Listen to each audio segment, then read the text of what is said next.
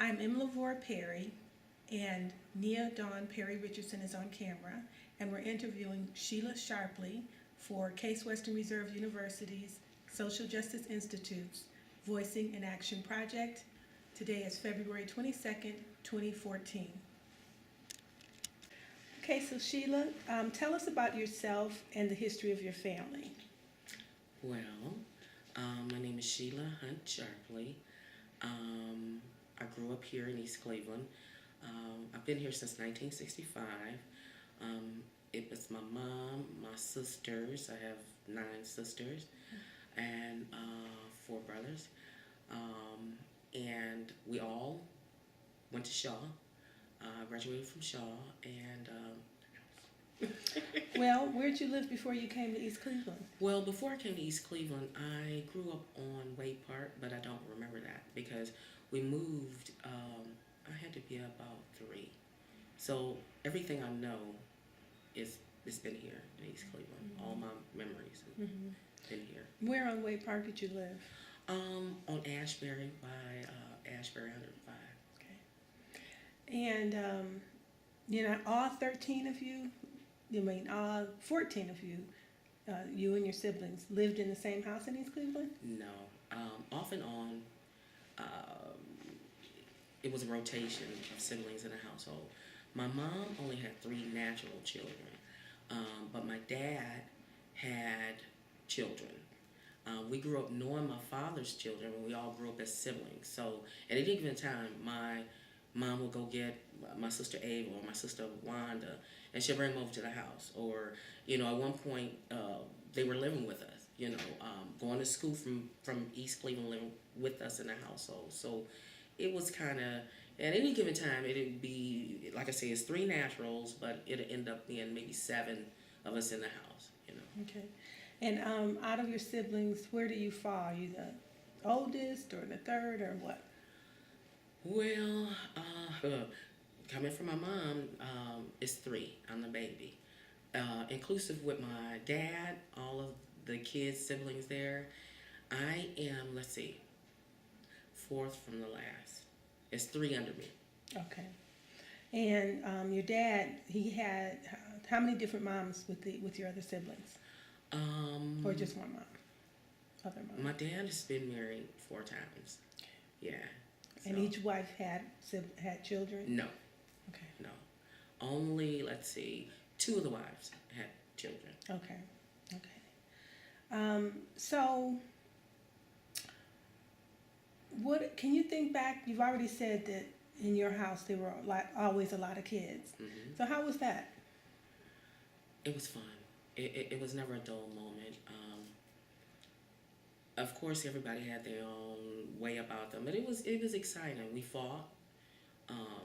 We lived. We loved. We laughed. We were always each other's best friends because we didn't have to go outside the house to have fun. We could have fun in the house.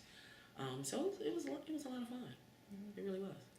Can you think back to your earliest memories of East Cleveland and talk about what life was like back then? Okay. Let's see. My earliest memories of East Cleveland. I remember as a kid, growing up, 3 doors down, it was Mama and Papa. It was an elderly white couple we used to call them Mama and Papa. They lived 3 doors down from us, and we would go down there, and the old man would go down. When we go down there, he would come out on the porch and do tricks, hand tricks, yo-yo, that kind of stuff. But they also owned Mary's Sweet Shop. There used to be a candy store on Hayden Avenue called Mary's Sweet Shop, and they were the proprietors. So they were always, they were like the gingerbread house. We come there and they give us treats and candy and stuff like that. Let's see, back during that time, East Cleveland was still predominantly white. There was the, slow infiltration of blacks coming in the neighborhood, but it was still predominantly white. So, like I said, you had the hardware store. You had, I remember the library was North Branch Library used to be a laundromat. The Q5, the daycare, that used to be a Lawson store. So what neighborhood are you talking about? Where was your house? Right there, I lived on East 135th Street, and where the area I'm talking about is right there on Hayden Avenue, where Silverman's is. Where Silverman's, of course, that wasn't there. There used to be a whole row of apartment buildings, and attached to the apartment buildings were bars. You know, all those were torn down to make way for Silverman's. Across the street where the library is, it was a lot of buildings and stores and stuff over there. It was a whole strip of stores. Like I said, the North Branch Library used to be a laundromat. Next door, the Q5 used to be a Lawson's. And then you had Bondi's, the grocery store. And also, on Hayden, used to have a movie theater, the Hayden Theater. And I remember the day that it closed. I remember the time it closed. And everybody got dressed up. And that was back in the day when you get dressed up and go to movies. Everybody got dressed up in the neighborhood, and we were all going to the movies. And I was a kid, and we walked in, and I remember that it used to have like red velvet curtains and this royal red and gold carpeting, like an old movie theater, you know, like silent picture kind of thing, and these big glass chandeliers. And I don't even know what movie we all went to see, but I remember everybody in the neighborhood walking up to the movie theater. It was like a crowd just trying to get in, which it normally never was. And we all walked in and we all saw the movie. I can't even tell you what the movie was, but when we left the movie theater, everybody was crying. And I looked at Mom, I was like, why is everybody crying? And she was like, because it's closing. I was like, well, you know, so? And she was like, well, it's closing down. So everybody had this, you know, was real sad, this real somber kind of thing going on. And like I said, I didn't understand the dynamics of it, but it was an ending of an era, you know. It was changing. Where was the theater located? Right there on Hayden Avenue. As a matter of fact,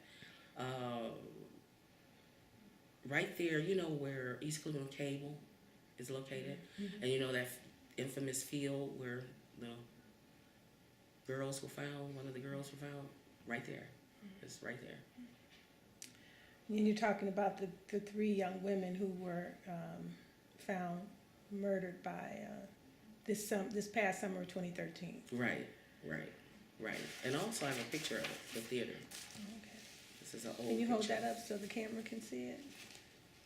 All right. So and this is showing the closing of the theater. Does this camera? I just want to be clear. You said you lived on 135th, so it's 135th and Hayden? Right, East 135th Street and Hayden. It's the street right behind Silverman's. Okay, all right. So what else can you remember about, you know, your earliest times in East Cleveland? Well, I remember that we had a swimming pool right behind Chambers, and every year it would open up, and it would seem like every year somebody would crack their skull in the swimming pool. But every year Chambers had a swimming pool, and it would charge quarter, 15 cents or whatever, because they had the lifeguards. You come and you would swim. They would open it up as soon as the first warm day, and it would close, you know, right before school. And it also attached to it, it also had a playground for the other kids, you know, to play and swing. And then it had a kiddie playground area too. And I remember that in the playground area, we would all go over there, and I can't think of the name of the spinning thing that you get on, spin it around, you just kind of lay back and spin. They eventually had to remove that because so many kids were just sliding off, busting their heads, or sliding underneath it, you know, that kind of thing. But that was the number one attraction at the playground. I remember we used to have the ice skating rink up at right where the Civic Center is, Martin Luther King Civic Center. Shaw High had their own skating rink, and it will open up in the fall. Everybody skated because that was what you did in East Cleveland.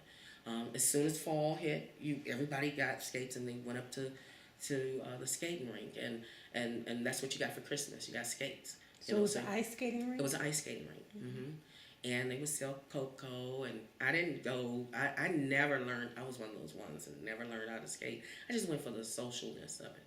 You know, go up there, stand around on my skates, drink hot cocoa, and watch everybody else. But that was the place. That was a place to be.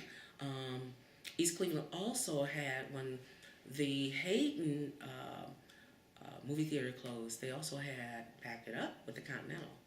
So the Continental sat, I want to say, right here next where the Wendy's is. You know, that was the other major movie theater here in East Cleveland. On Sundays, they would have a mean kung fu theater where they would play kung fu movies from beginning to end. You come in for one price, stay all day long. You know, I remember going there seeing The Godfather. I remember going there seeing The Omen. That was a place to be on a Saturday or Sunday. You went to the Continental Movie Theater. You know, what else? They had Charlene's Bowling down the street. You know, you can go bowling. Down the street where? Where? Let's see. Do you know where AutoZone and that dollar store? Somewhere right in there, they used to have Charlene. So you're talking about, can you name the streets you're talking about? Euclid and? Euclid and Grassmere, you know, right in there. It was the bowling. And if I'm not mistaken, I remember everybody, since I was on the lower half of East Cleveland and, you know, not up there by Shaw. A lot of people remember Fisher Fazio's being right there where Shaw is, you know. Some of Shaw not being there, but they had the grocery store, Pick and Pay or Fisher Fazio. But I don't remember that, you know. But it was a lot of things here in the community. The community was very tight, very clean. Growing up on my street, it is extremely. My mom was a single mother, and at that time it was frowned upon, you know, because everybody there had a mother and a father. I grew up in the era where it was always, you know, a mother and a father, and we were the odd people out because my mom was a single mother. So it was kind of hard growing up, you know. Like I said, today's time, nobody thinks about that. That's just the way it is. But back during that time, it was kind of taboo, and, you know, they were like, oh my God, that's a woman, she has kids, and she's not married, you know. I mean, did anybody say anything to you directly about it? Or was it not directly, but they treated us differently, you know. But there was that difference.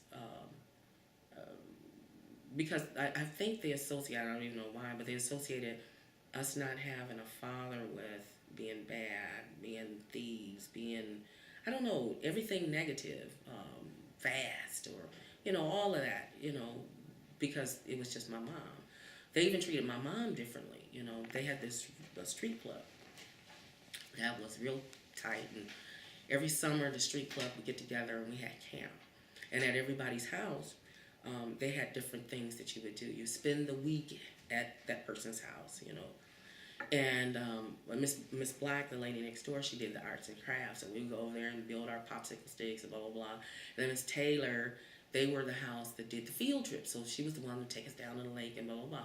So each house had specific things that you did, you know, during that time. Well, my mom didn't fit in because my mom was a working mom. She couldn't be a part of that. She was always at work. And then she had her own set of friends, you know. So they were always, when she would come around, you know, if they were sitting on the porch, they would get quiet, you know. I remember one time they were sitting on the porch and they were having a little social hour, and they were all having cocktails and sitting on the porch, and I was over at my girlfriend's house, and all of a sudden I heard somebody say, oh, shh, here she comes, here she comes, here she comes. And so I looked, I peeked out, I was like, who are you talking about? So I peeked out and I was like, my mother, you know. So they didn't know I was in the house listening. So they said, here she comes, here come Carletha, here she comes. My mom was like walking fast and hurried up the street. So they said, oh, hi, Carletha, how you doing? So my mom was like, she talked real fast, and she walked real fast.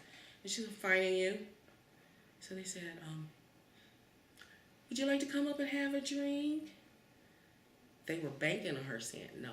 But my mom knew that they were talking about her. So she said, yeah, I'll come up there, I'll have that drink. So they were like, audibly, they was like, here she come, you know. So she tore up them stairs real quick, and I shot around because I didn't want her to know I was seeing any of this. She came up on that porch, put her hands on her hips like this, looked at everybody on the porch. So they said, what you drinking? She said, I'll have a vodka. What you drinking with? She said, nothing. So she grabbed the drink. She looked at him, tilted it back, slammed it down. I'll see y'all later, and ran back down the stairs. They were just blown away. And I was like, look at my mother. But yeah, it was different. It was just a different time. Now, were they black women or white Black women. Okay. They were all black women. And,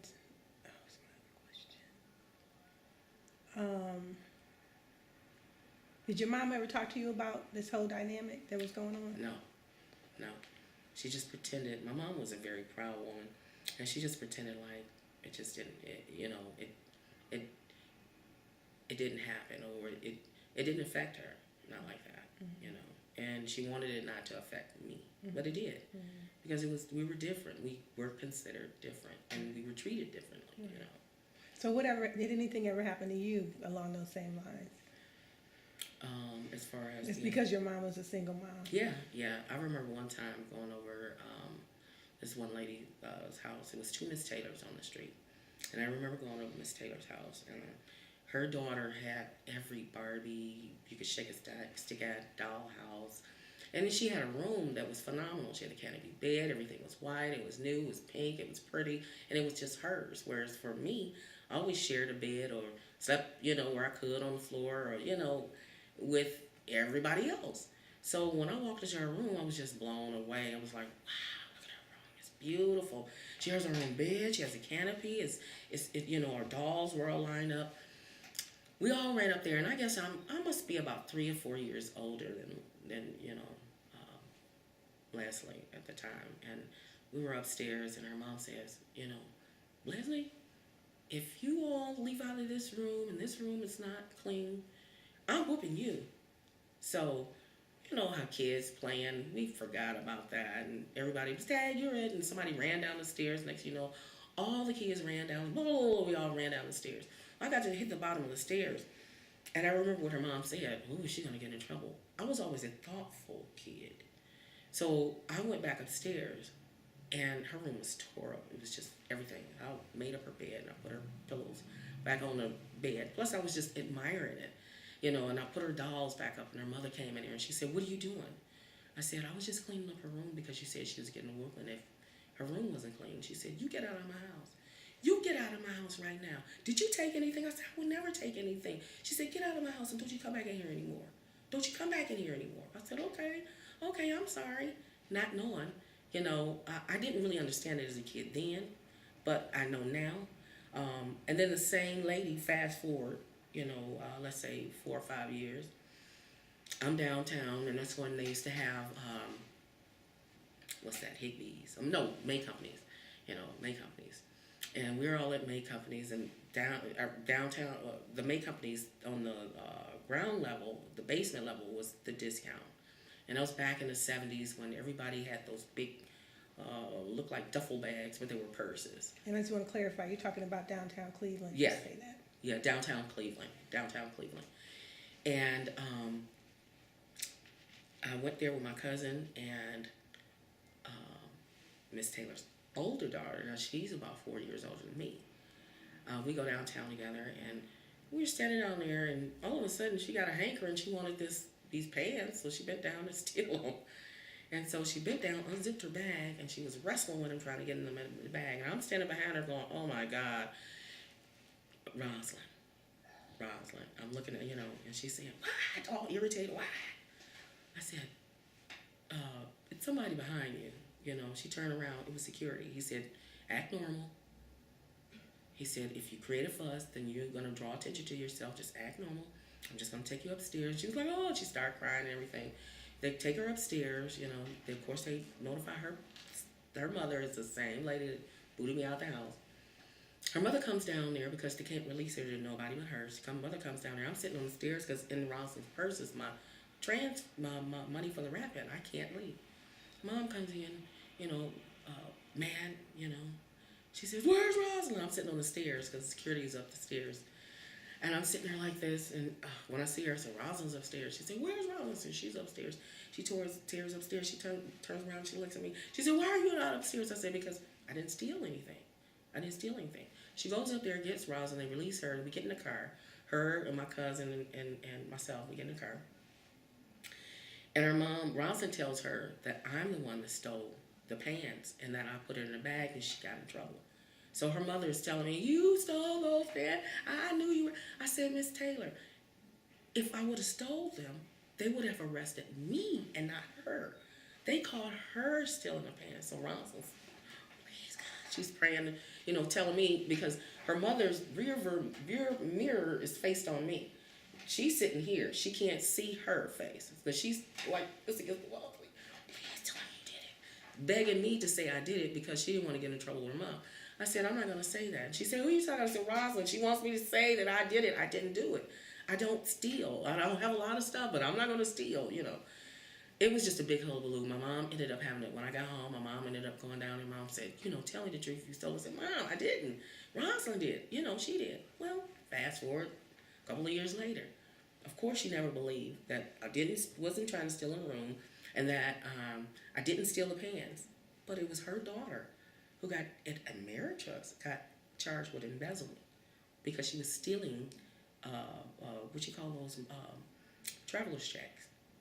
Did she still think you did it? No, I'm sure she don't now. All these years, flashback. It wasn't me. So those were the kind of things, and it wasn't just her. It's so many incidences, like I said, just growing up. It was just a different time, a different era, and nobody, there was no single parents. Either your husband was dead or he was in the military. You just didn't have one, Now, where did your mom work? My mom worked at VA Hospital for 19 and a half years in the cafeteria. Okay. That's where she retired from? Yeah, she retired from there. Yeah. Okay. And I know that your mom has lost her vision. How did that happen? My mother lost her vision. She had nasopharyngeal cancer. And it just so happened one day, and it happened so quickly. My mom always suffered from sinus problems, and her sinuses would swell up, and she always had infections.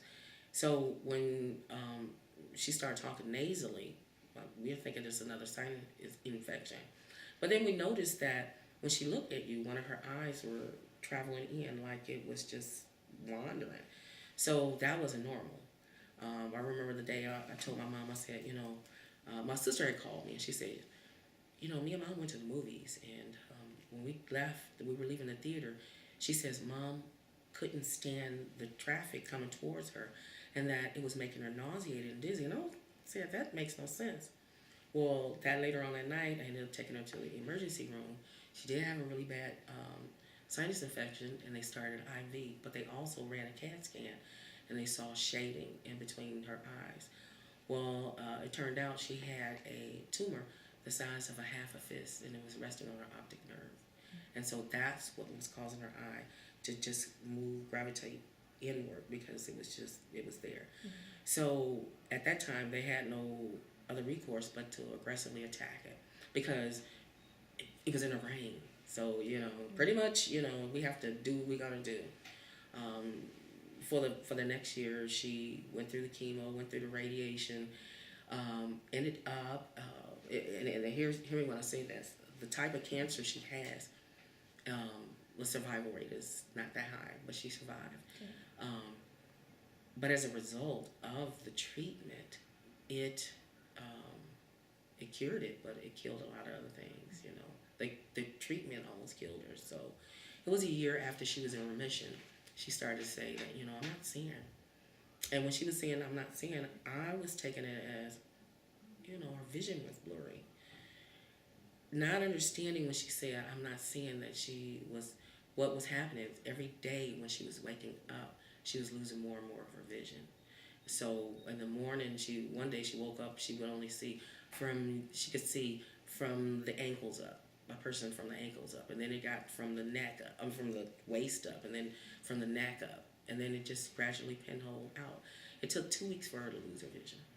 And it took at least a good 6 days in for me to really grasp what she was saying, because I didn't understand until she said she was trying to catch the bus and she couldn't see the bus. And I said, what do you mean you can't see the bus? She said, I can't see it. I can't see it. And then the next day she woke up, she was totally blind in her left eye. So, yeah, it's been really hard. Mm-hmm. Did they say what caused it? Did she smoke or anything? Or? It is the type of cancer she had. They said it's from long-term smoking and drinking. Okay. Did she stop doing those things? My mom stopped smoking, cold turkey, stopped smoking. Mm-hmm. I want to say 6 months before she was diagnosed. Okay.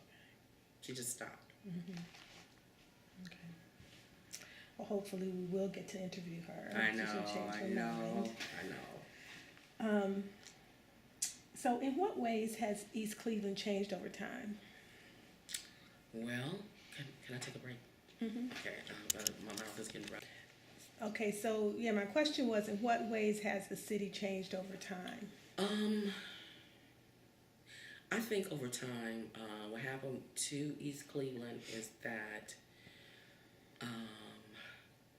it became a rental community. I think that once people that were my mom's age, when they started dying off, their children had no interest in coming to living in East Cleveland. They went on to other places. They migrated to other states, cities, suburbs, that kind of stuff. And with that transition, it became a rental kind of city. So instead of it being a homeowner city, it kind of shifted into the older ones are dying off.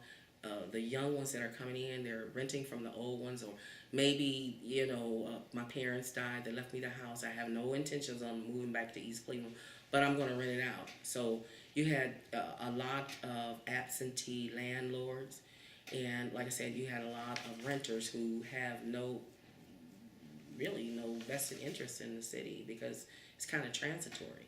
So I think with the transition of time, and you have the influx of people who are renting, and it just kind of changed. It was no longer the pride of I own my house, because if you notice, if a homeowner lives in the household or upstairs, downstairs, we're not going to have a whole lot of music, noise, traffic, all that other stuff.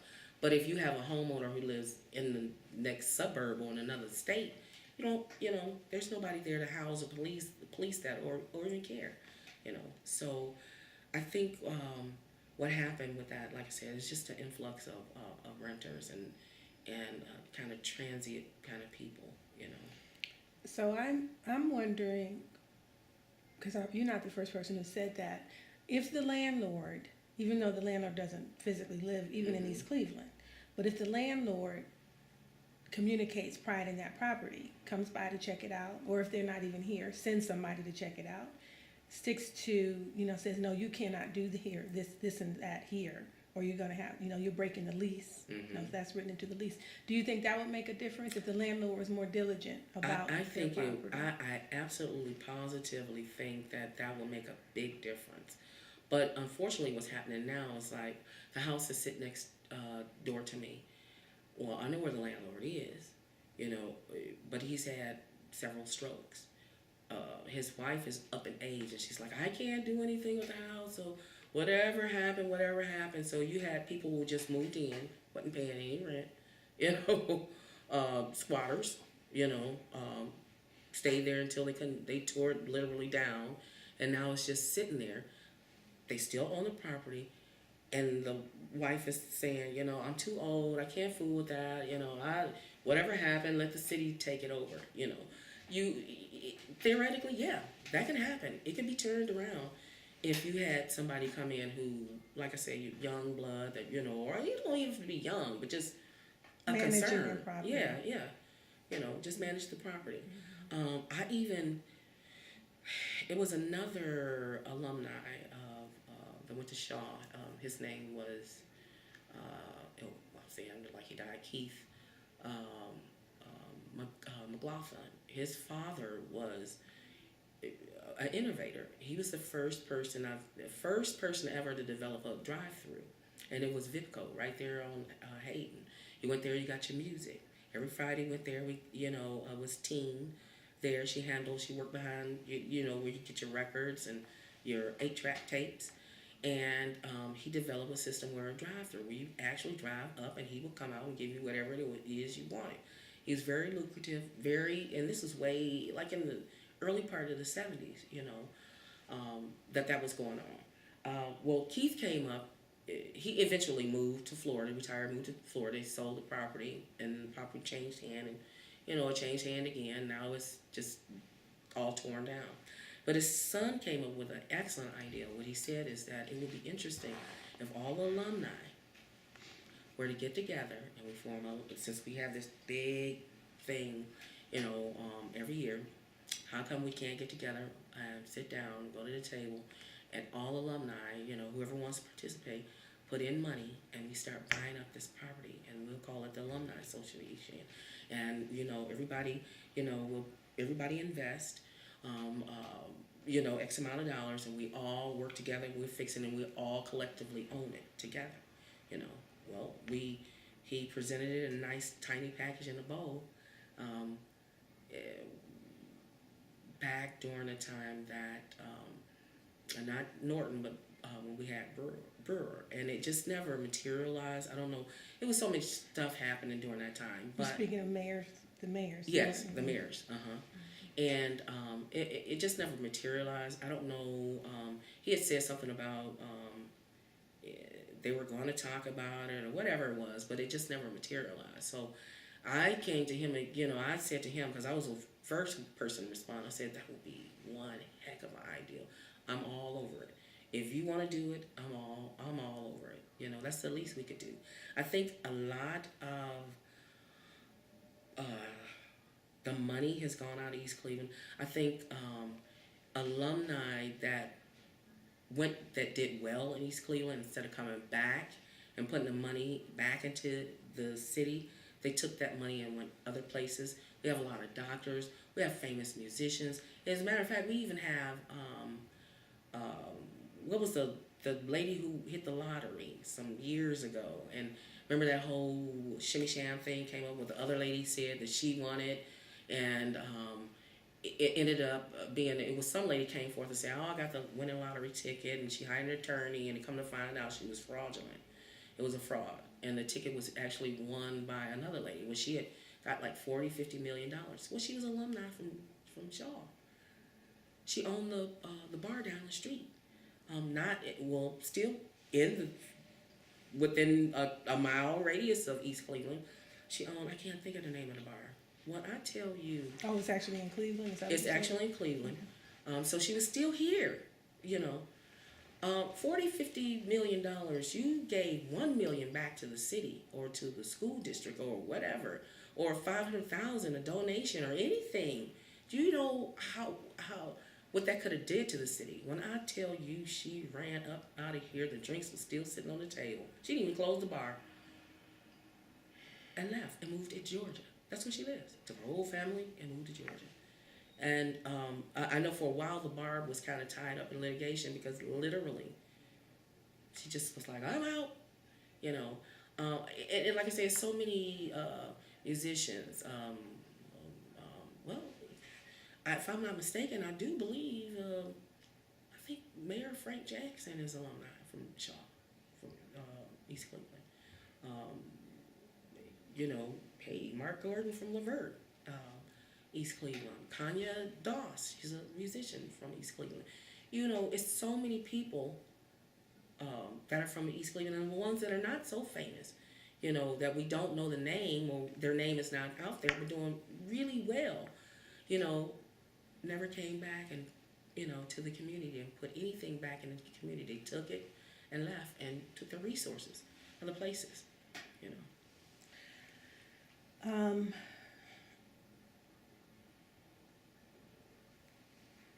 I want to just double back to some things you said off camera, just for the historical record. Now, you talked about cancer in certain areas of East Cleveland. Can you just tell us about that? Sure.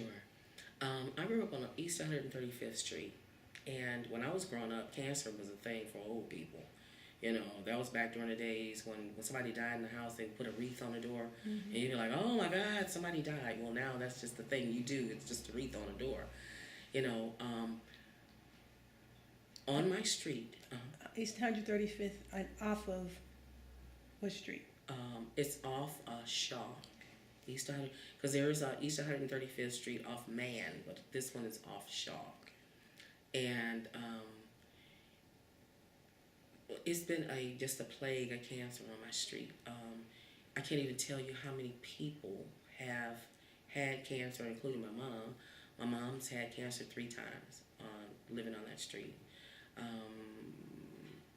Where she currently lives now, because my mom, the house we grew up in, my mom moved right next door to it. You know, she moved out, moved right next door to the house we grew up in. And the people live downstairs. Both of them died of cancer. Then the people who live next door, the husband and wife, both of those people died of cancer. Miss Humphreys stayed across the street. She died of cancer. Mr. and Mrs. Lewis died of cancer. Mr. Daniels died of cancer. Mr. Daniels' mother died of cancer. Next door, Mr. Saunders, his wife died of cancer. Mr. Saunders right now has prostate cancer. Let's see, who else? Gail Stone, she died of cancer. Who else? Pat, Miss Butler, she was a teacher at Shaw. She died of cancer. It's just so many people over there that has been plagued with cancer, had cancer. On that street. Mr. Taylor, there's another Mr. Taylor. He died of cancer.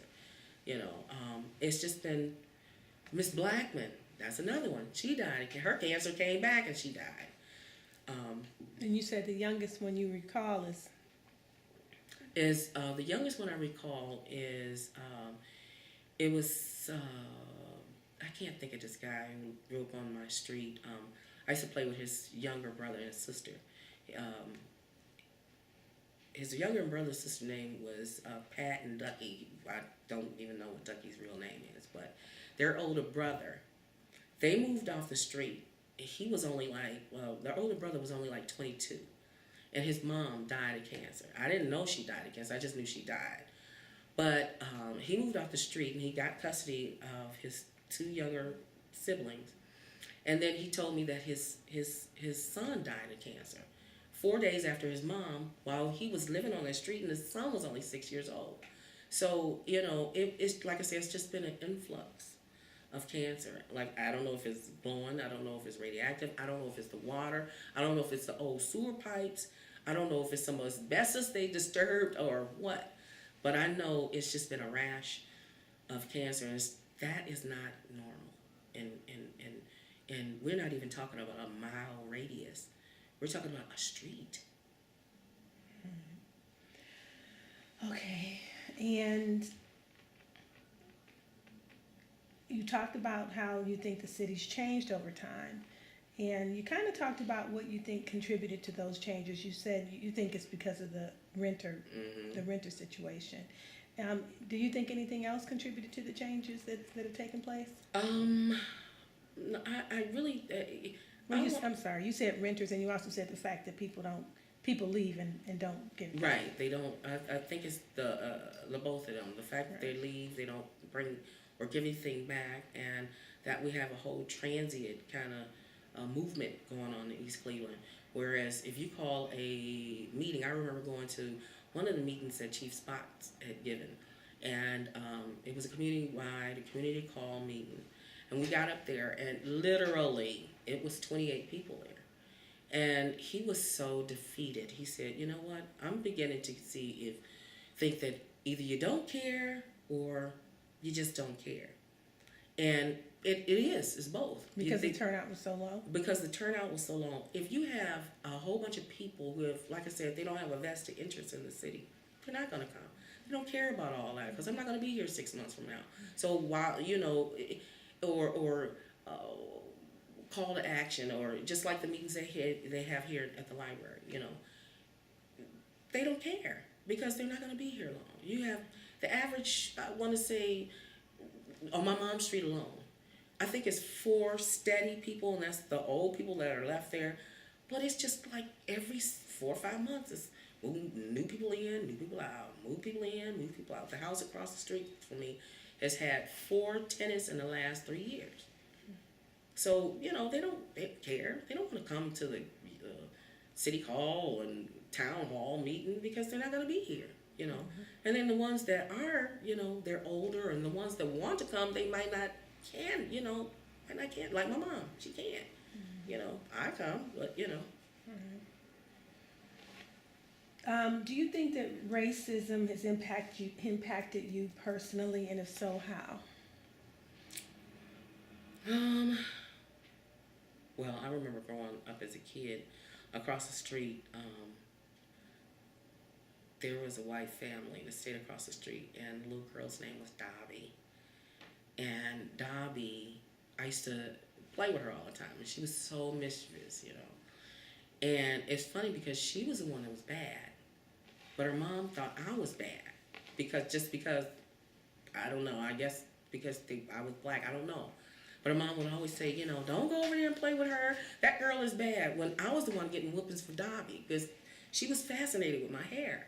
She was just fascinated. When I was little, my mom did little 4 plaits, and she would, always want to play in it. Ooh, let me feel your hair. And she would take my braids down. We sit on the back porch, and she would feel my hair, run her fingers, and then try to plait it back up. And I remember my mom coming around the corner, didn't I tell you not to let that girl do your hair? I remember, like I said, the Mary Sweet Shop, Mama and Papa, they were old as I don't know what, and they just loved children. But I remember their daughter stayed upstairs from them, their daughter and her husband. And when we would come on the downstairs porch and, Papa, come outside, and he'll have treats and do tricks. The daughter didn't like it. She would shoo us off the porch, or she'd say, Dad, didn't I tell you not to have these kids over here? Or she was just real short with us. And sometimes she would just write out, tell us to go home, don't come back, that kind of thing. So, it was there. And, growing up in the 60s, 70s, I didn't see a whole lot of me on TV. So my dolls were white. I had a Chrissy doll, I had a Mia doll. The hair popped out and pulled out. And, when I looked in the mirror, that's who I remember telling my mom, I wish I was white. And she was like, what? I said, I wish I was white because I thought that was pretty, because the only person that was black like me on TV at that time was Julia, That's it. I recently I think it was Nia, I told about Julia the nurse. And Corey, I wanted to be in that family, because she was a single mom, but it was cool for her to be a single mom because she was a nurse and had her own high rise. And I was like, oh, I wish Julia was my mom, Do you think racism has impacted East Cleveland, and if so, how? I don't know so much that. Yeah, I think. Yeah, I do. I really do. How has it affected East Cleveland? Wait a minute, give me a second. Could you stop? Let me think about that. What you want to say is that it's the opposite. I think, and it's sad to say, I really hate saying it, but I think that when East Cleveland was predominantly white, it fared better, you didn't have loiterers and drug trafficking and broken glass and that kind of thing. The politics. The city wasn't in financial emergency. I think that when it became black ran and black owned, that it just sank like that, really like that Titanic. It started really going down. And I don't know if it was due to match. I just don't know. I don't know if it was greed, because it was a lot of greedy people that came in with the influx. When white people started to leave, there were a lot of blacks that came in and filled that position. And at first we fared, and then it kind of went to the wolves. We had a really bad mayor, LaVora, come in, and then it just really went down from, it really started sinking from there. So I think it's reversed. Sad to say, but I think that once it became predominantly a black city, black owned, black managed, that's when everything started to go wrong. Because I don't think that the people that were elected at that time had the city's best interests at heart. I really don't think so.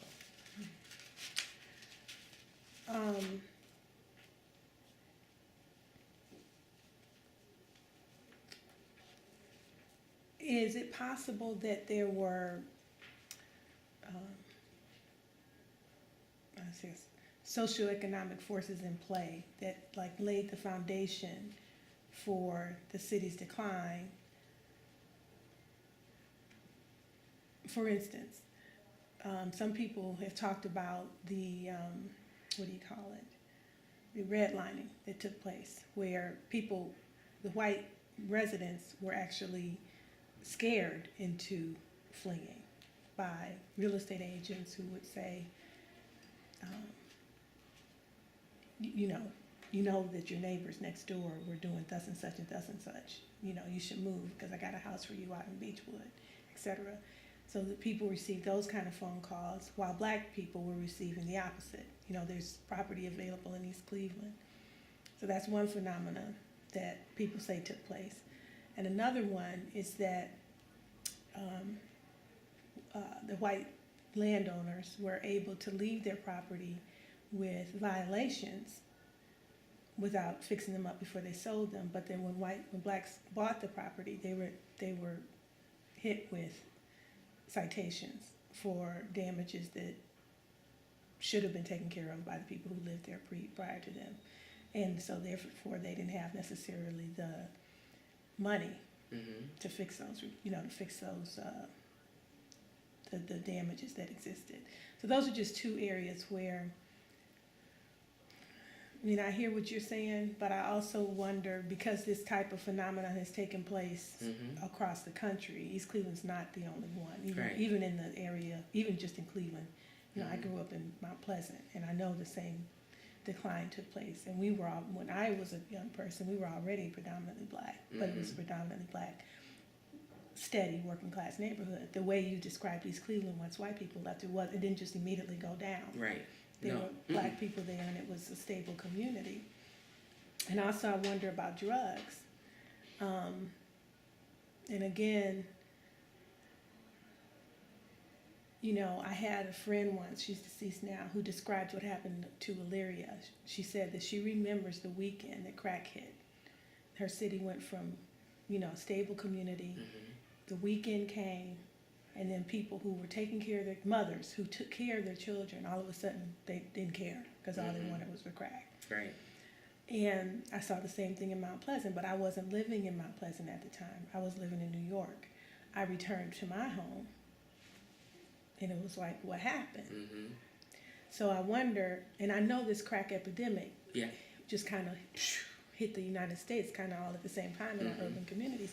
So I wonder if it's more than just people being black, but if there were a combination of factors that kind of all came down year after year at the same time, but then one thing came in, then the next thing came.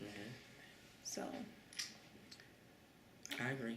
I agree. I agree with that too, because it was a combination of it all hitting at once. It was a combination of everything. Like I said, you had people moving out. You had people like I said, you had the old people who were hanging on. You had their kids who graduated from college that established other places, who had no intentions on coming back.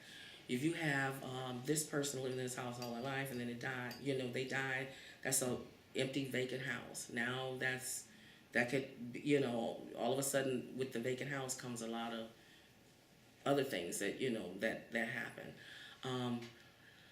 I do remember like I said, it happened so subtly in East Cleveland, because it didn't just, you just wake up and it just, boom, it just hit. kind of happened so subtly. And I think the changing of it with the politics, it all started in City Hall. I think that's where, it just kind of started at City Hall. And especially during the years that you had, you had Unenwar, and you had Omaze, and you had all these people who were running the government that people trusted to run it, to facilitate the business of East Cleveland, and they didn't have the business of East Cleveland at heart. You had, Omaze had one of the biggest apartment buildings sitting here I don't know if he still owns it now, but right next door to Starlight Baptist Church, big, beautiful apartment building. He just let go, let it get blighted, let it get backed up in violations, and didn't care, about the city. With that comes, like I say, you have your vagrants, you have your people standing around, you have, your squatters come in. Like I say, I think it's a combination of just everything. Okay.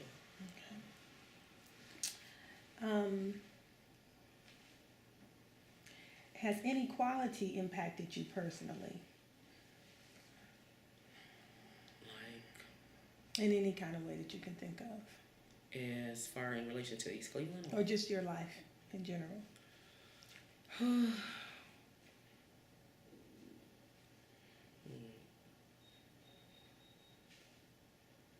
you stop? Because I'm trying to think of how to answer that.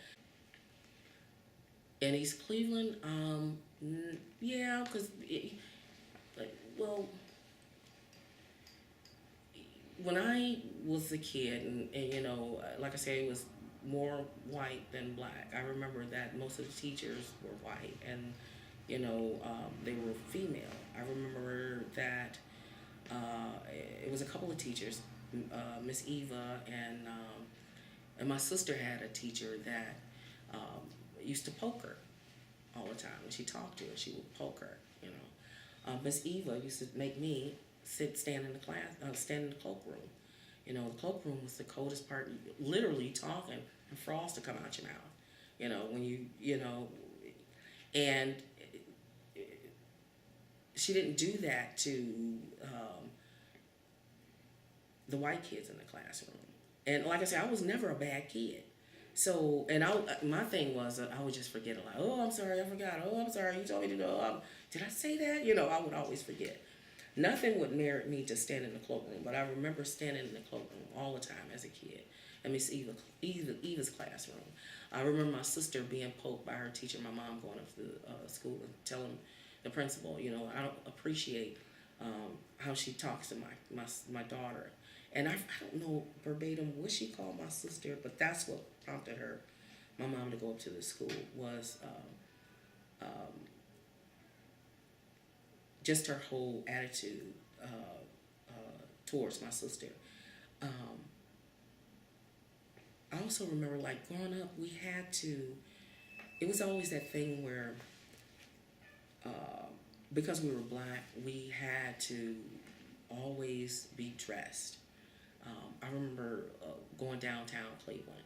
My mom said, if you go downtown, we weren't allowed to wear pants, because we always had to. We didn't want the white people to think we were wild or reckless, so we didn't care how we dressed. So we always had to dress. If I said, oh, we're going to go downtown to the movie, because they had 2 movie theaters downtown, Mom would make us come in the house and change our clothes, and we had to put on dresses to ride the bus, because it was important that we look presentable when we went downtown, because we were, mostly white. So, it was just important at that time.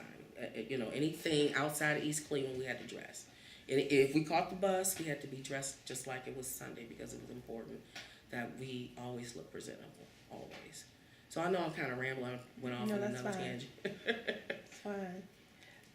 Do you think inequality has impacted East Cleveland, and if so, how?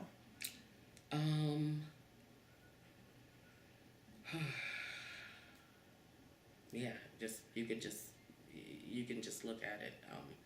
It's the greatest place in the as far as geographically, it's the greatest place you could possibly be. We're 8 minutes away from downtown Cleveland. We're right here on the base of the water. We got Case Western Reserve, Cleveland all the colleges and all the major hospitals, everything right here. We got all this wealth around us, but we don't have any here, you know, and I don't understand that, you know.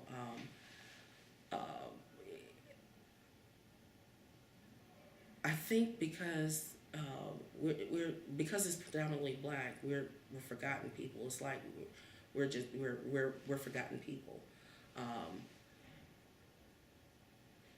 and it's like if we relinquish the city, if we give it back, or say we let white people come back in, then they're willing to help us. But they don't want to help us if we say we want to stay here and we want to build it ourselves. We don't get the help. You can't tell me that if you don't put up, for instance, that's my whole thing, a Golden Corral, that's my favorite place to eat, on Euclid Avenue, it wouldn't make money. You just can't tell me that, because I like Golden Corral, and I can't think of anybody in East Cleveland that wouldn't go there. You can't tell me if it's not a Walmart or, you know, right there on Euclid Avenue that people wouldn't come. It wouldn't be the base. Oh, we don't have enough we don't have enough people here in the city to frequent it. That you build it, they will come. If you build it, they will come. We do. Our money, we're spending our money out in other areas. I hate the grocery stores down here. Why is it that when I walk into the grocery store, I see brown meat, or I can go in the grocery store, I get I can get a pack of pork chops, which I don't eat pork, a stand back, and I can get a tire, all in the same place. You know, you shouldn't be that way. I can go to other neighborhoods, and when I go to Dave's, which is not even 10 minutes away, I don't have to be. You know, nobody's burning incense when I come in, or I gotta buy a DVD or tape or anything like that. It's just a grocery store. You know, it's a grocery store. It's totally different here. You know, it's totally. It's like they treat us like we're less than human. When I walk, like I said, I walk to that grocery store. This Coney's over here, and I walk in. I was just annoyed.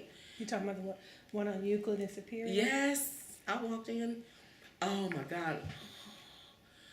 The man is selling, you know, outfits and incense, and you know, the apples and the oranges are rotten. It's brown. It's dark. They have liquor right there by the cookies. Who put liquors by the cookies? But that's what they think of us. You know, here you get your cookies for your kids, and you want to get your 40 ounces. And we're not even talking about high quality beer. We're talking about gasoline. You know. MD-20, I mean, you know, Wild Hours, I mean, what's that, Old English and all that other rock, Steel Reserve, you know, all this rock gut stuff that's in the store to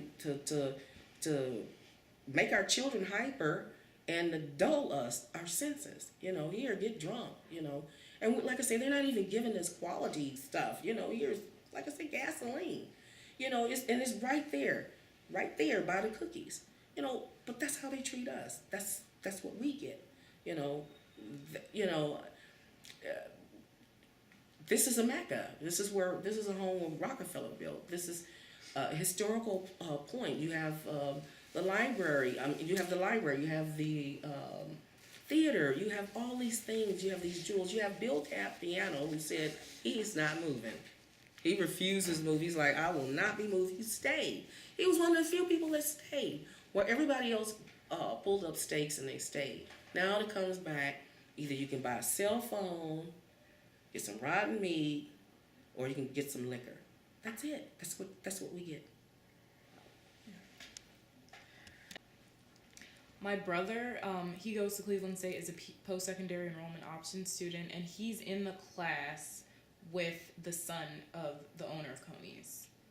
Yes. And they've had conversations, and his son was like, yeah, I know the grocery store is horrible and everything. Really? Yeah. He's actually in the same class as his son. Yeah, my son got a ride from him. What happened is he got a ride. He didn't know my son was a teenager. Mm-hmm. So he rolled my son up here. He said, yeah, I'm going up to Coney's. You know, my father owns Coney's. And I don't know what expression my son had on his face. But he said, yeah, I know. I know it's bad. Really? Mm-hmm. That's awful. Anytime he could tell, I know, I don't even eat the food in here. Mm-hmm. You know, I don't eat the food. And the only thing I went in there for was a box. I like the chocolate graham crackers, and I can't find them anywhere else. So I'll go in there and I'll buy the chocolate graham crackers. I'm not buying your rotten, stepped on greens, that's sitting over there wilting. I'm not buying any of that. When I walk in there, I literally have this thing like, I don't even want to touch it, because I deserve better than that. My son deserves better than that. This community deserves better than that. You mean to tell me that we don't deserve fresh food, or, like I say, or a grocery store that's even lit up? It's so dark in there. It's depressing. And lighting has everything to do with your personality and your mood and everything. When you walk in there, it kills you mentally, spiritually. It's dark. You walk in, it's dark. So that just kind of weighs in on you. And then you have 14 rows of coolers, and then you just have rotten food on the outside, rotten food on the outside. I'm like, I deserve better than this. I deserve better than this. A grocery store. Can you remember a time when the community fought for something?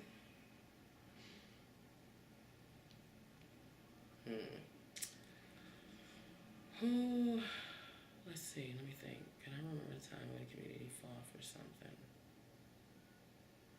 The only thing I could remember that the community fought for was they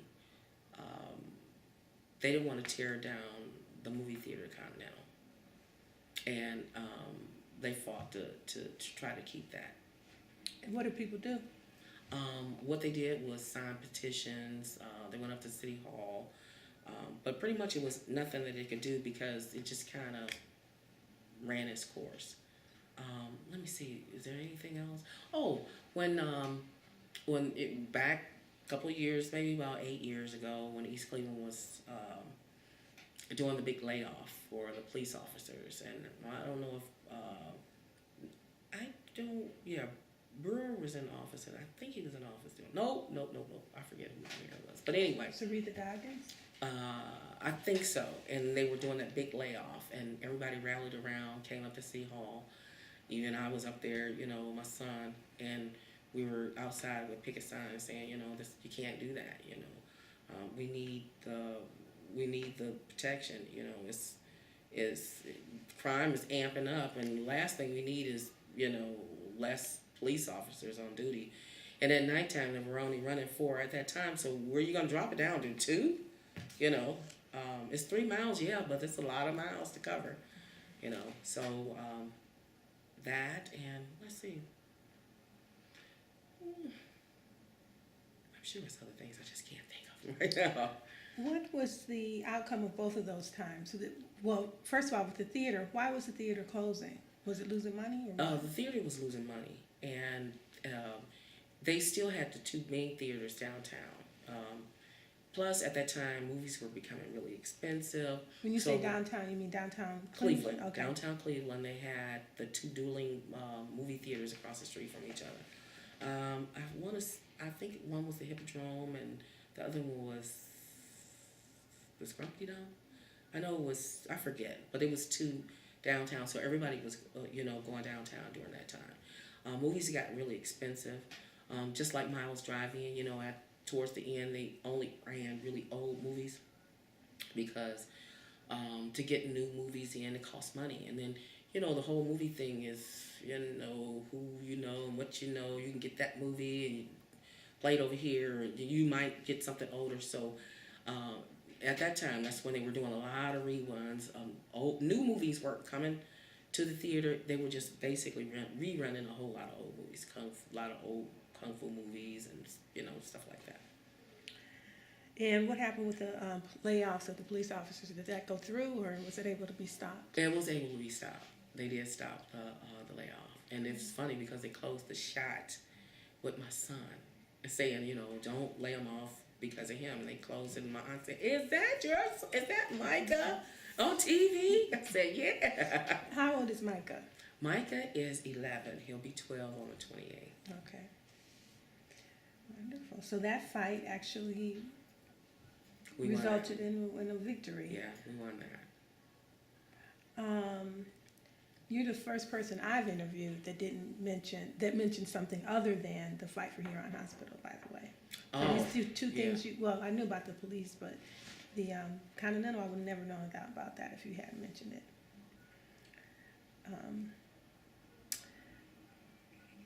So how have surrounding institutions and cities impacted East Cleveland? I think that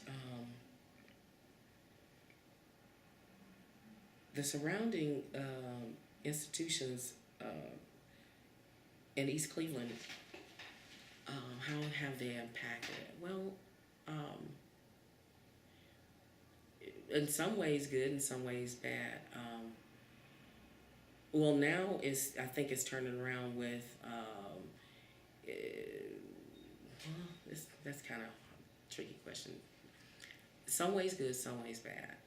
With Cleveland Clinic coming into East Cleveland, it was a good thing. It was a bad thing. It actually when it came in, it actually kind of saved Huron Road Hospital, because at one time before Cleveland Clinic came in for Huron Road Hospital, it was a guy that used to work there as a janitor at Huron Road Hospital, and he said, I'm working so sporadically now. He says, on my floor, he said, the 2 floors that I do, it's only 2 patients. He said, well, I said, 2 patients? He said, yeah. He said, I only have 2 patients, so I usually just call and see, exactly, do I need to come in today? Because a lot of rooms were empty. The hospital was running, but it was running at a deficit. There was no patients. So when Cleveland Clinic came in and said, we're going to do the hospital, that was a big yay. It's going to be a turnaround. They amped it up with patients, blah, blah, blah. But then, boo, a couple of years later, we're just going to make it a green space. So it kind of, with that one, that was a yay, something big, something not so big. Now with the condos coming in, Cleveland or what is that case, or it's coming on down Euclid with the condos. You're talking about, what's the name of those? Do you know? I don't know. Circle East. Circle East. They're coming down with Circle East. I think that that's going to be a great thing for the city, because what it is eventually it's going to change the tide where it's going to be. I would love to see East Cleveland as a melting pot like a Coventry, where you have the mix of everybody just kind of there. And I think that them building that building and starting it off, bringing new blood or new people or fresh, into the city, that's a great thing. The more they build, the better. It can't get any. It's just better for the city. It's better for the city.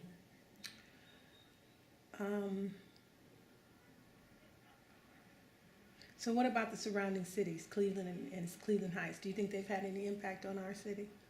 Not really. I don't think. I don't think that Cleveland Heights really impacted our city. I think that our city kind of impacted Cleveland Heights, because when I was coming up, East Cleveland was a force to be reckoned with. So it was parallel to Cleveland Heights. And I remember when I used to tell people where I lived, I made a distinct distinction about, they say, oh, are you from Cleveland? No, East Cleveland, because it was a source of pride. It was clean, it was new, it was beautiful. And that was, where everybody wanted to live. Now I do it the opposite, and they say, where do you live? East Cleveland, Cleveland, because I don't like to make the association to East Cleveland, because it comes with a bad connotation. Everybody's thinking like, when I say East Cleveland, is East Cambodia, it's just one of those third world countries. But I think that I kind of got off my train of thought there. The question was, I was asking if you think other cities have impacted East Cleveland. Like I said, I think that East Cleveland impacted other cities. I think that now, when Cleveland Heights, if they could raise up their skirt and kind of move back, they would, because they're like, we don't want to be associated with East Cleveland. We hate being so close to East Cleveland. And even so, when you look up the hill and you have those beautiful homes up the hill that are part of East Cleveland, um, um, they don't even like to be associated with East Cleveland. To them, they really believe that they're Cleveland Heights, but you're not. You're East Cleveland.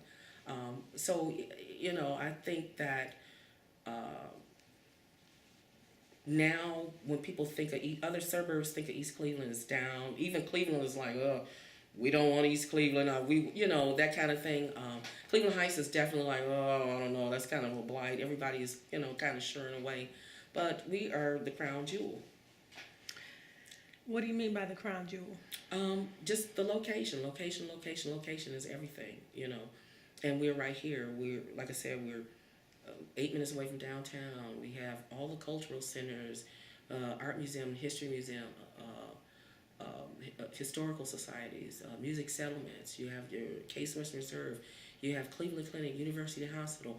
You have the Windermere that'll take you anywhere, starting from ground zero and take you all the way across Ohio, you know, darn near. It'll take you, shoot you right out to the airport. We're right here by the lake. It's just a mecca, you know. And anybody that's running out of East Cleveland now, oh, you're gonna shoot yourself in the foot. What are your thoughts on Forest Hill Park? Forest Hills Park could be better. I think it could be better. I think they maintained.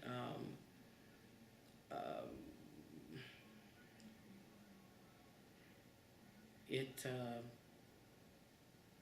is, I don't know. Well, that's it. Was on the same note, Lakeview Cemetery. Lakeview Cemetery, I love. Lakeview Cemetery is one of the places I love to go. That is, I know it's weird, but I take my son there, and we go, and I like to take pictures of old headstones. I like to walk around. I love the fact that right there, Lakeview Cemetery was originally built because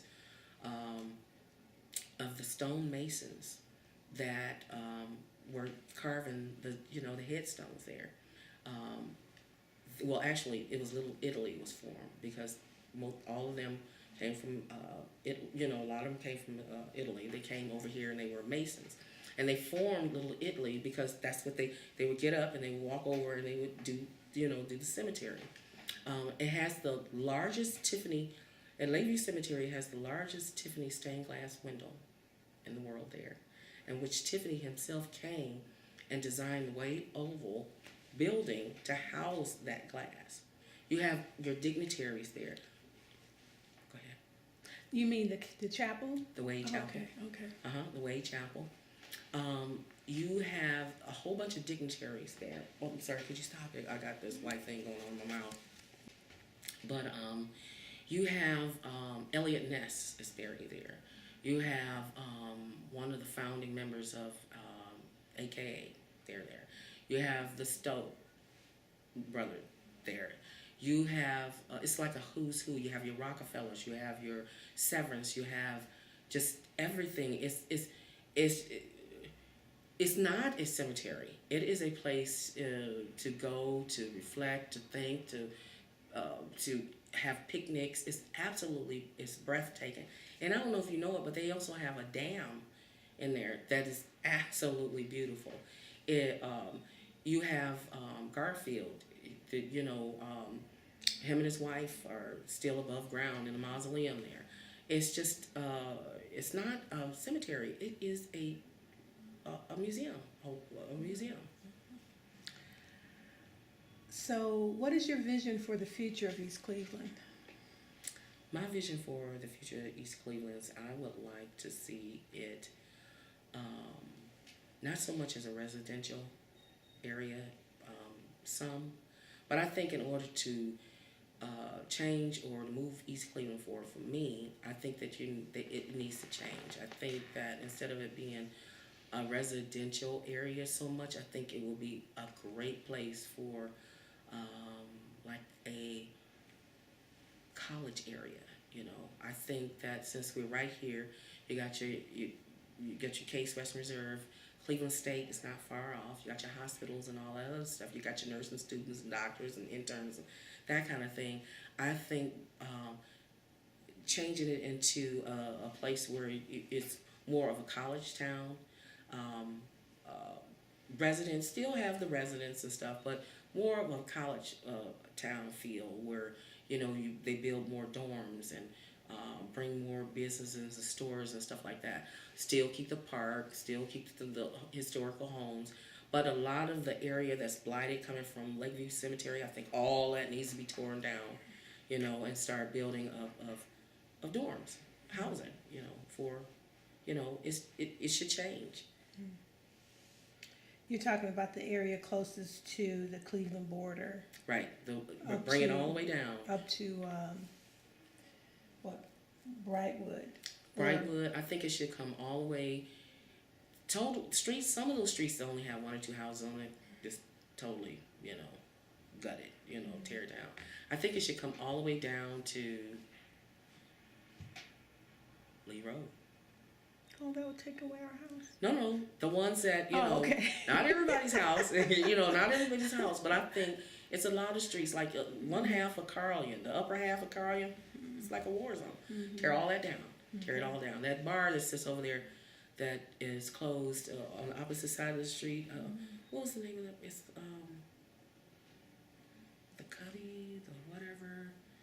And I got a story about that. That bar closed because it was murder took place there, and my niece was eyewitness in that, and they closed the bar down, and it hasn't been open since. But all of that whole area, tear that down, put either condos, housing for the doctors, nurses, because that's flooded with doctors and nurses, condominiums, apartments, and dorms. That's what I think.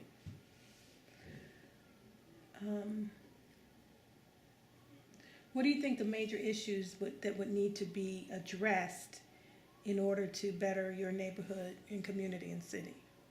What needs to be worked on? The big stuff. I think the biggest thing that could possibly happen in the community is, I think that the head of the community need to get along. Everything, it starts from the top, and then it has a trickle-down effect. And if you have your politics and your people who you voted in to lead the city can't lead the city or can't come to agreement, or they mistrust and all that other stuff, then what that does is, like for somebody like my mom, I don't have time for that, because they're going to fight and argue about that anyway. You have to have some kind of unity and togetherness and a plan. And to me, if they could come together with unity, togetherness, and a plan, and they present that, out there, it'll draw other people in. But like I said, it's a lot of people that want to come, but they don't want to be bothered with all of, they're gonna do, they're not gonna do, and I don't trust them. And with the last 10, 15 years, with the head of East Cleveland coming under so much scrutiny, it's a lot of mistrust. So I think that if we can get it's like a snake. You get the head together, the tail will follow. Everybody else will get in line. But I think all that, some kind of way we need to come. They need to come together as a community. You're talking about the mayor, and city council. And then I think, as far as the community, to reach that, to kind of get that out in the community, that's what's hard.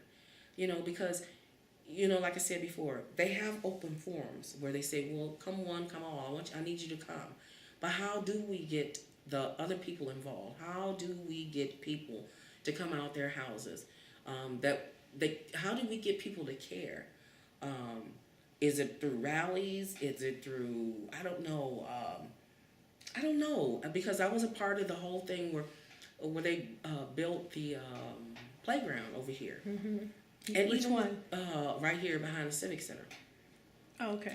And it was more, the sad thing about it was more Case Western Reserve students that helped us build the playground than the people that children are going there. There were people sitting on the porch watching us build the playground, where there was kids who were coming from the college helping build. They don't have an interest in it. They just wanted to help us. But the people who they were building it for were sitting there watching. Or when we walked out and we decided to, canvass the neighborhood after those girls, came up missing. When I'm walking out, me and my search party, we walking out, and those people on the porch literally taking pictures. Oh, they're taking pictures with the cell phone. Yeah, girl, one lady was giving a blow description of what we were doing. And at the same time, she said, you know what, you need to get in that house right there because I swear I smell something over there. And I'm like, you need to come off the porch. This is happening in your community. I can't believe that you're pointing to me, telling me where to go, but you're not involved in this. I don't know what could possibly shake, move, rattle, and roll the community into acting. What made you get involved? What made you go out there and start searching? It's my neighborhood. It's my community. It affected me. I saw him, Ivan, all the time because where What was his name? Ivan he went by Ivan, but I forget his real name. I can see his picture, his face Yeah. in my mind. When I go on my upstairs porch, because I live on Shaw, when I go on my upstairs porch, I look down, I can see him sitting on his porch. Because literally, he was 4 houses down from where I live. So I could see him all the time. I saw him all the time, So my son walked past there. My niece had just talked to him maybe like 2 or 3 weeks before. She said, she was at the marathon. She was playing the numbers for my mom. It's like, you should come over and drink some beer with me. She said, I got to go back home. My granny is waiting on her lottery number, so I'm going back home. That could have been her. And she was like, I got something to do. So it just kind of hit home, and it didn't even have to be next door to me. It could have been right here on Euclid. I still would have participated because this is where I live, and I wanted to be a part of that, I wanted to make a difference. I didn't care how small it was. I just wanted to be a part of that, Do you think that the condition of East Cleveland had anything to do with the crimes that he committed? And we're talking about the murderer who committed 3 serial murders within a short period of time during the summer of 2012 and killed 3 young women. One of whom was Sheila Terry, who was still in high school. Right. I don't necessarily, I think yes, and then I think no, because the building that he actually was living in was kind of well kept. It's always lit up. It's always very clean. The landlord fixed up the back. It was very well lit, very clean. So where he was killing the people, it wasn't like an abandoned apartment building or whatever. His place was great. I think that, if you have a lot of blighted or empty, vagrant places, you invite people there because you're going to have squatters, you're going to have people who are homeless, you're going to have stray animals, dogs, cats. That's like a beacon for people to come, say, come, stay here, come out, we could go here and smoke crack. But to say that, that's the way that happened, no, that happened because somebody dropped the ball. And that's because he was supposed to be registered as a sex offender, where his mom was, being in East Cleveland, the whole legal system dropped the ball on that. That's why that happened. Because you don't necessarily, because you're poor, doesn't mean that, it doesn't mean that you're going to do bad things. I think that, like I said, that was just the whole system fell apart on that. Because that could have been avoided had he been registered and everybody knew who he was with his real name. Then that's whatever his name was, lived there, and but it was just a breakdown. It was a breakdown. Right. And also in his case, because I agree with you, also in his case he had committed a similar crime, but he didn't kill the young woman, and got away with it. Basically, he got plea bargained himself. His lawyer plea bargained him down, and he got 4 years when he should have gotten for attempted rape. He didn't get that. Attempted murder, he didn't get that. So he's back out on the street. I think the apple don't fall too far from the tree. Now, and you know that is Old Mays' nephew. Okay, Old Mays used to be a teacher, but he molested young boys. And it was right before that time where sex offender, and you had to be registered, blah, blah, blah. So instead of him going to jail, he ended up losing his position and his teaching license. Well, like I say, he was a pedophile. He ended up selling his license to someone else. His teaching license? Yeah. You can sell your license? He took his information, his degree and everything, sold it to this other guy who assumed his identity as a teacher. Oh, I'm sorry. And he actually he went on, it's weird, but he ended up killing 4 or 5 people in California. He's a serial killer. And he was using Old Mays' information. So we're talking about one person tied to 2 serial killers, and one is in your family. And the other one you had a long-term relationship with, So apples don't fall too, and he's adamant about his nephew not committing the crimes. The other disturbing thing about that is that O'Mays is now on our library board. I'm going to stop talking to you.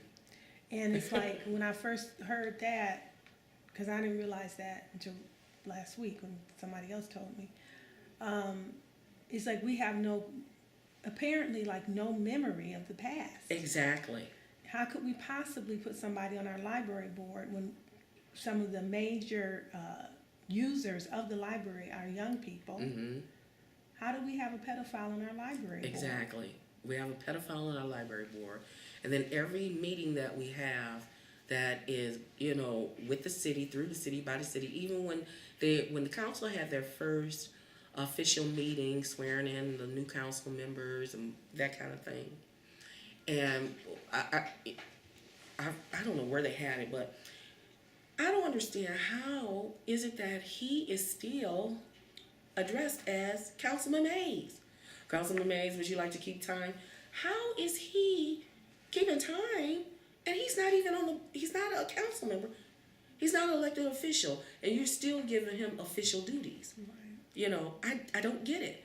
He was part of the whole UNAWAR thing.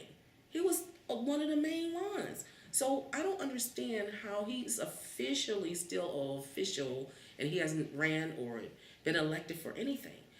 All these when they ran the story in the Plain Dealer about East Cleveland, he was one of the ones. The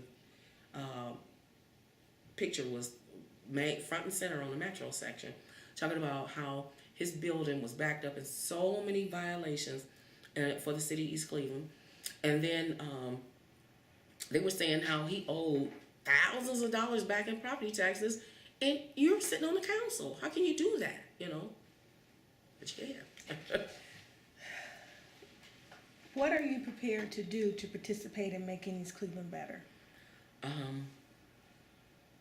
Everything, anything. I want to see it come back. I don't want it to be the way it was, because I doubt if it'll ever be that again, because times are changing, and times are just changing. So I think it would be better utilized as something else. But anything necessary, whether it is, like I said, I try to attend if I can't go to council meetings, I see them on public access. If they need me to march, I'll march. If they need me to bake, I'll bake. If whatever, in any kind of capacity they need me in, I'll do it. I'm ready to do whatever it is, whatever it takes to bring it back. I mean, there's nothing that I wouldn't do for the city. Right. And lastly, what are your thoughts on the schools here? Let me speak directly to the camera. No. They suck. I can go on about the school here. East Cleveland schools used to be one of the top schools in the country. When I was at Shaw, I remember going through a college preparatory class called School of Humanities, and that was for anyone who wanted to go to college. You had to sign up. If you wanted to go to college, you had to commit yourself for 2 years to be in this school. In this school was definitely, your college preparatory classes. I had a teacher named Dr. Malone. She was over the language department. She was a survivor of the Holocaust. And when I tell you, walk in her classroom, if you didn't know the Greek alphabet, you couldn't take her test or understand what she was saying because everything was written in Greek, everything. We did research papers, term papers. It was really, really hard, but it prepared you for college. And those who were in it, some of them got credit too for colleges, So I remember the old fire chief of East Cleveland, Curtis Jackson. Shaw had, for those who wanted to become pilots, you spent half of your day in your classroom and the other half of your day you went to aviation school. So that aviation school, Benjamin O. Aviation school over there off by Burke Airport, him and another friend of mine, they wanted to be pilots. So they would go over there and learn about flying. And, that's where they spent their time. If you wanted to do graphic arts, you had your mandatory classes, whatever that was, and the rest of your time you were in that. Chambers had one of the top elementary schools in the country. I remember Ebony Magazine, Jet Magazine came in and did a spread about it because it was ranked the #1 elementary school in the country, and it was headed by Joseph Whalen. He was way ahead of his time educationally. Was he a black man? A white man. Okay.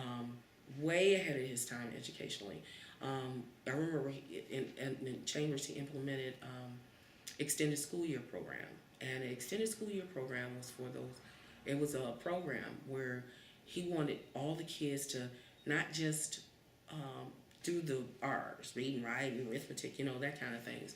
He wanted you to get out in the community to touch and feel your environment in order to really learn. And I'm an avid believer in that too. In order to really know about something or anything, you visually you look at it, but you need to touch it, you need to feel it, you need to be a part of that environment. So what he would do is send us out to different areas. For instance, we would go to the Music Settlement House for a week at a time. So from the time you got to school, the bus would pick us up and we go to Music Settlement House all day. Then when school was over, we come home and then we go home. We go back home. Much the same for the whole week. So at the Music Settlement House, we learned about Indians. We learned about log cabins. We learned about baking bread. We even had to bake our own bread. We learned about tea parties and how to this, that, and the settlers. I mean, just everything.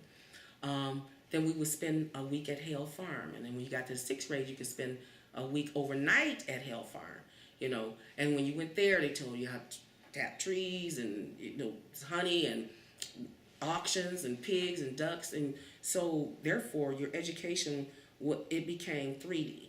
It was a feel and on-hand thing. And then your last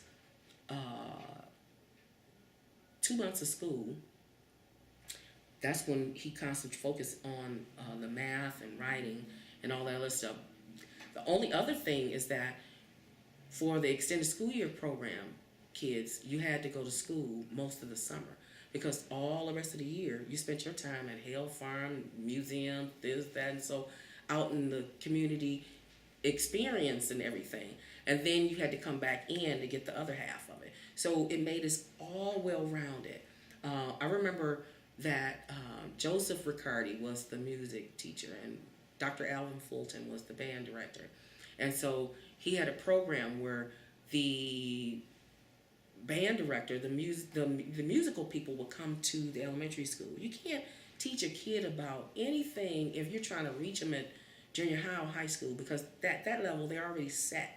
They're already, I don't want to play out in the 10th grade. I don't want to be in a band, It's already set. So what they did was focus in on get them at the elementary school level. So he would have Mr. Riccardi, Mr. Fulton come in. And every day they would go to different classrooms and we did music. And we started out with the recorders, and then we worked our way up to the drums and then the violins, but they came in at that level. Back during that time, he had a partnership with East Cleveland Community Theater. Mr. Martin would come in, and we would look forward to Mr. Martin coming in. He would come in, and he was the king, the master of pantomime. His thing was East Cleveland Community Theater. So he would come in, and he would introduce us to theater. And that aspect, we would do plays, we would do pantomime to get us involved in. We'd go up to East Cleveland Community Theater, actually see a play. I remember being in God's Trombone with Horace Richardson. He was kind of famous Broadway actor who was killed down at Cleveland State when they had that shooting down in Cleveland State some years ago. He was one of the ones that was killed. But he was over at East Cleveland Community Theater, and I remember doing the play God's Trombone. I was a dancer, a slave dancer in the play. But like I said, all of them would come down to the elementary school, and they would grab the kids, and that was part of your learning. It wasn't something you got because you were good, you know. I remember the teacher, Miss Clark, used to say, if we act up or be bad or whatever, you know, most teachers will say, oh, you can't do recess, or I'm not going to read the story. She was like, that's ridiculous. That's only going to make you worse. Mm-hmm. I'm still going to read the story. You're still going to get recess. Nothing was ever taken away. And like I said, when they came, when you had the musicians, and then you had East Cleveland Community Theater, you had other people at Partnership, Music Settlement House that came into the schools, you can't help but have dynamite kids, because we had everything. We were getting it from all angles, you know, from all sides. Now the kids are lucky to do 2 field trips a year. Excuse me. Mm-hmm. What did that teacher do to discipline the kids if they did have trouble? What did she do? She didn't. Oh, okay. She didn't. Okay. I can't even think of a time. Well, I take that back. That was back in the day when you would write, I will be this, well, I will be that, you know, but there wasn't no taking away of anything. No taking away, because she said all of that is important. I'm not going to take art from you, because you need art. You know, you need it. So do you believe that because she said that environment that the kids actually behaved better than maybe in the standard class? They did. Okay, They did. And we also had Mr. Clayton Burrows, who was a phenomenal, fresh out of college student that was no nonsense, that was the Joe Clark, him and Mr. Benson of that era. And literally, he was maybe like 21 when he first started teaching, so he wasn't that much older than the students. And he walked in that classroom, and he took control, and he would tell his class, line up. They would line up, walk like this to the cafeteria, sit down, and they wouldn't open their mouths. And when time came, they would all look. It was a head lead. They would line up, and they would walk back. He didn't have to do anything. They were the best. They were the best class. But like I said, back in that time, you had the discipline, which you could do that.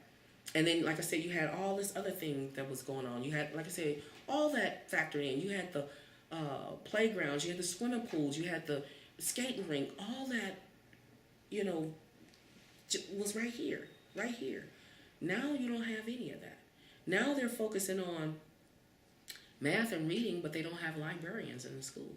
You know, you have your books sitting on the floor, you know, and there's no categorizing books, or no Dewey system or anything like that, where they're sitting on the shelves. The kids get them off the floor. I said, well, how do you know to turn it back in? Oh, we just leave them there, you know, that kind of haphazard. When I look at the books, some of them I'm horrified. Where's my daddy? You know, or my daddy's in jail, or I'm looking at the books and I'm like, wow, you know, No Wrinkle in Time, you know, with Gwendolyn Brooks, no, those kind of books, you know, real ethnic books, and I'm like, wow, really? You know, that's going to the library. You'll see. It'll shock you. Sounds like some type of program came in and gave them books, along those lines. Yeah. Not that there's anything wrong with having those kind of books, but you need a diversity right. You need to expose kids to everything. They need to know Charlotte's Web, not Where's My Daddy. You know, Things that we grew up as kids that we knew. I knew, like I said, I got into reading just by Miss Clark. She would sit and she would read to us every time. After lunch, we'd come back and she would read for 30 minutes. And she would read that book, A Wrinkle in Time by Gwendolyn Brooks. And she won a Nobel Peace Prize, whatever, for that book. But anyway, I would sit there like this, and she's black. I used to be like, oh my God, what's gonna happen? Because she made it so interesting and so fascinating, and it literally took me from where I was to different places. So that opened my mind up about reading and just all of that. Now, like I say, they have none of that. None of that, and they don't want any help. Because when I saw they did a little miniature reunion for Chambers people, Chambers kids, personnel, and it was out at the time whatever, that nightclub, jazz nightclub, and Mr. Whalen was there, and I was, he tours and he does a lot. He just retired from John Carroll, but he tours all over the country, and what he does, his forte is going into school systems and turning them around, And I said, oh my God, Mr. Whalen. Matter of fact, he's the one who gave me this paper. That's him, and that's him in the picture. That's Mr. Whalen. Mm-hmm. And that's, some of some people from the East Cleveland Community Theater, because even he was in, he did plays and stuff like that. Mm-hmm. And so I asked him, I said, oh my God, Mr. Whalen, I wish you could come back. I wish you could come back. To Chambers and help the school district. I wish that you could come back. And he said, I'll offer to come back. I told them I will come back and I will help them, and they told me no. They don't want help. So, how do you think the district got this way? That's a hard one to answer. I don't know. That's a really hard one to answer. I think it had to do with a lot of just people coming in who really didn't have, they had their own personal agenda, and they really didn't have the city or the school at heart. It was just something, it was just an influx of people, and it started with one, and then it became two, and then three, and it just, now you have all these people who really don't care about the city.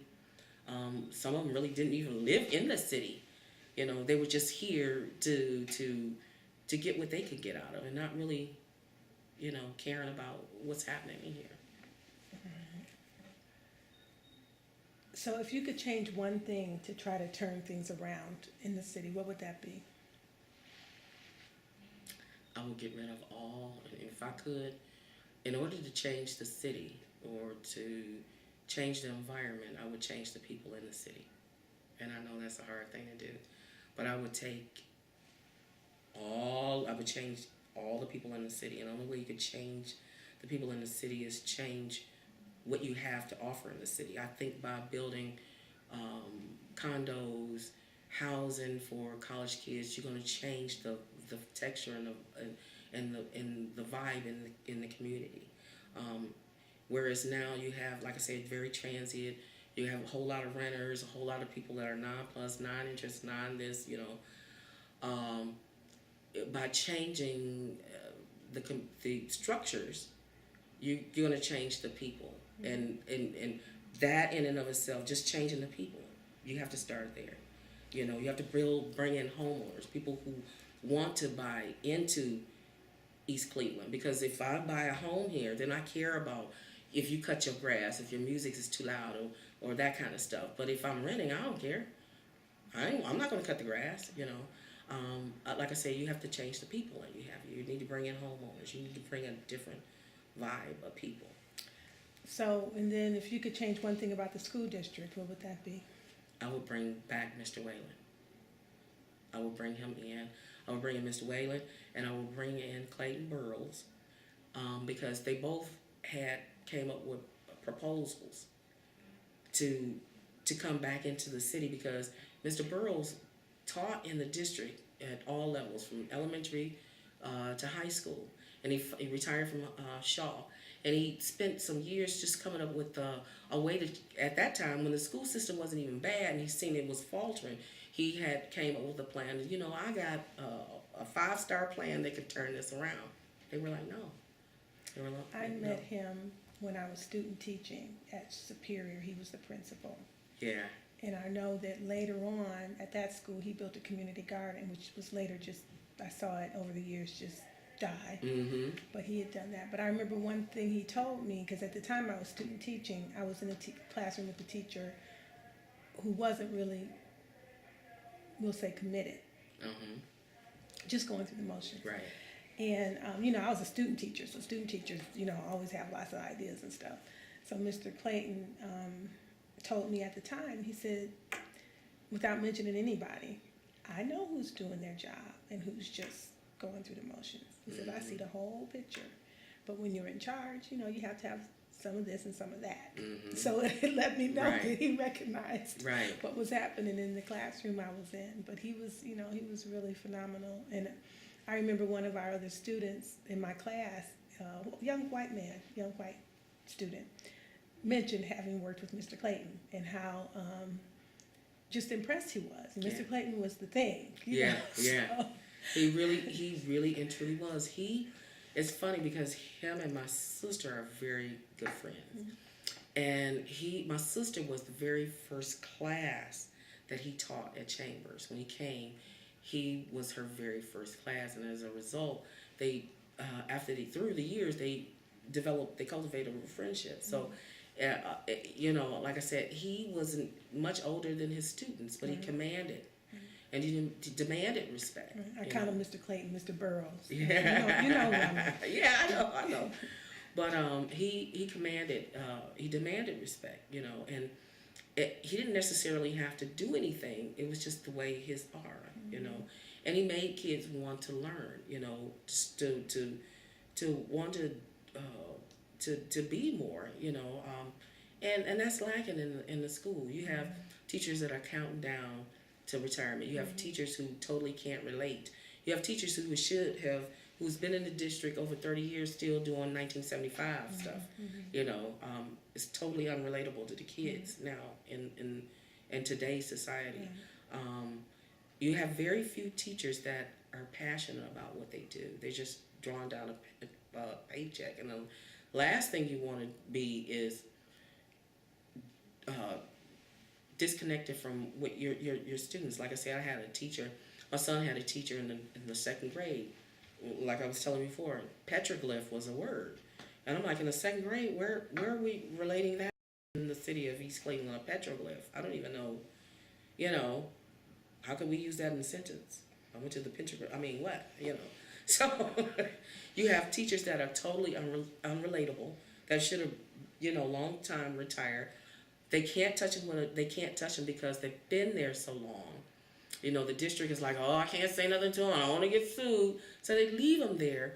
But if you have a child that is in a classroom and this teacher sucks, oh my God, next year, do you know how far behind they are?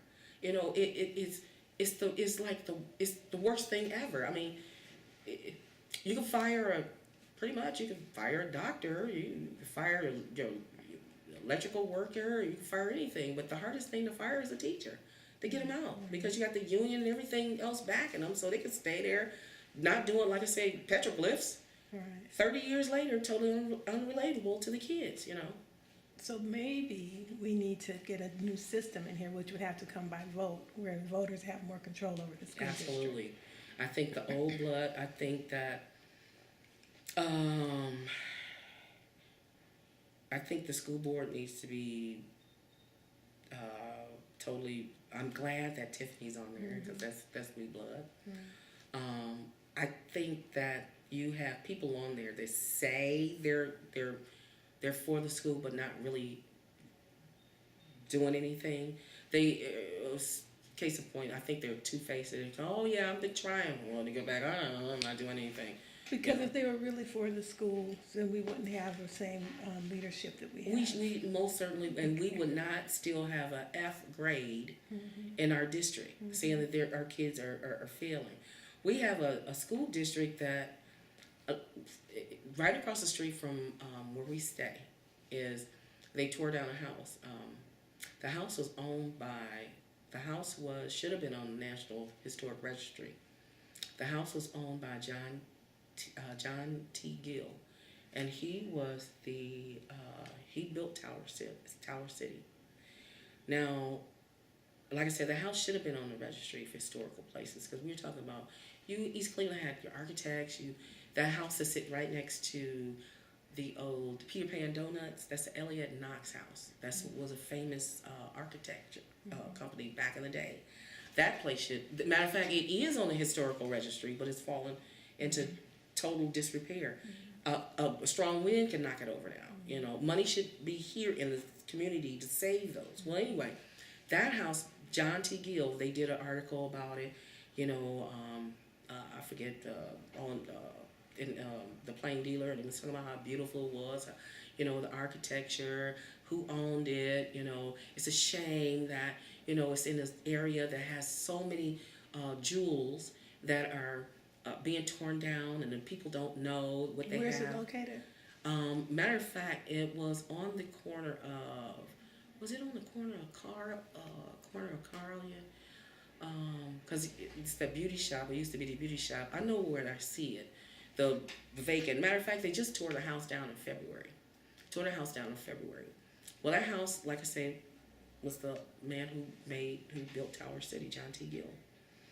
When they did the article on it, I happened to run across and I'm reading the article and I'm like, oh my God, you're kidding me, So and that was another reason I like Lakeview Cemetery because I went up there, took pictures of, his old headstone because I like to connect things with things.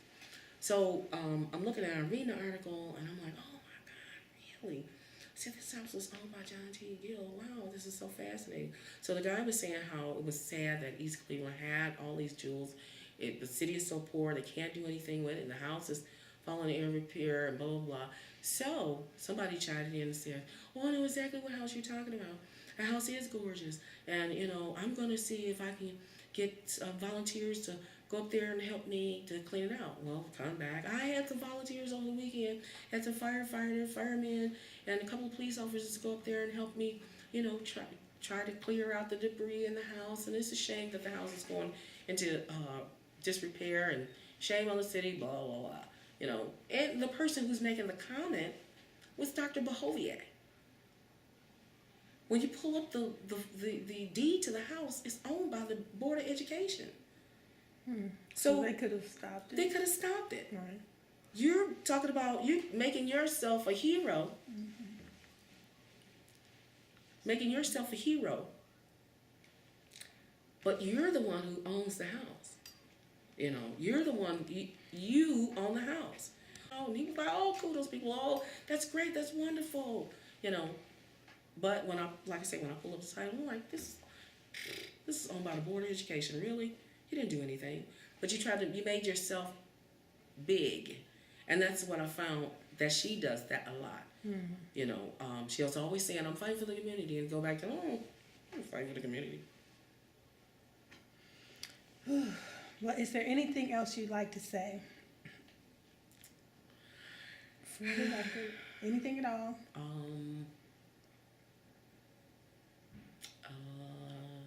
What does it have to be pertaining to this, or? Well, no. What, is there something else you want to say? Oh, no. Okay. No. That's nothing. I remember growing up in East Cleveland, and the irony of it is that to find out about my blackness, or really to discover that I was black, I found that out through a little white Irish man. His name was Pastor Bob Gahagan, and he was the pastor of St. James Lutheran Church right there on Hayden Avenue. And every summer he had the food drive where he would feed the community. He had the food bank. So if you were hungry, you come there.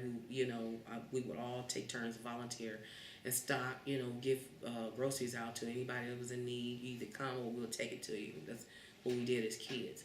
But every summer he would run a Christian camp, but the Christian camp was based on Africa, and every group had to have a name.